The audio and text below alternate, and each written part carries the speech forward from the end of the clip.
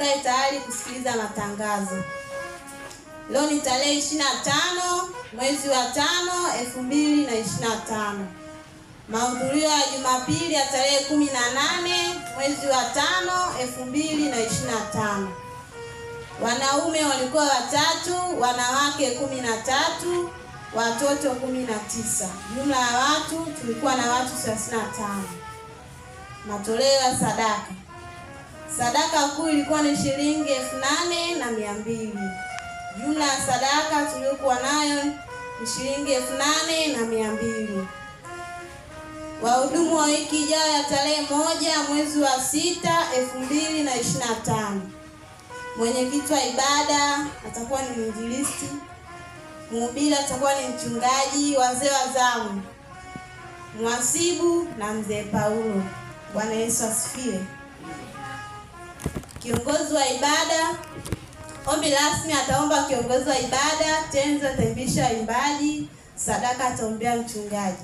Wasomaji wa masomo. Somo la kwanza atasoma Happy, somo la pili atasoma Mama Lecho.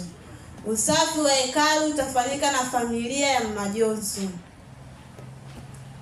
Matangazo mengineyo.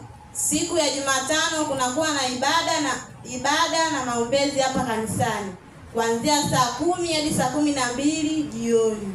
Siku ya Ijumaa kunakuwa na ibada ya wanawake kuanzia saa 10 hadi saa 12 jioni. Ibada ya misa Jumamosi huanza saa 12:30 hadi saa 1 kamili asubuhi. Ibada ya misa Jumamosi ilifanyika kwa mwinjilisti na Jumamosi itafanyika kwa Mama Johnson. Ratiba ya ibada siku ya Jumapili huanza saa 3 kamili hadi saa 6 kamili mchana, ambapo saa 3 kamili hadi saa 3:30 ni shule ya Jumapili. Bwana Yesu asifiwe.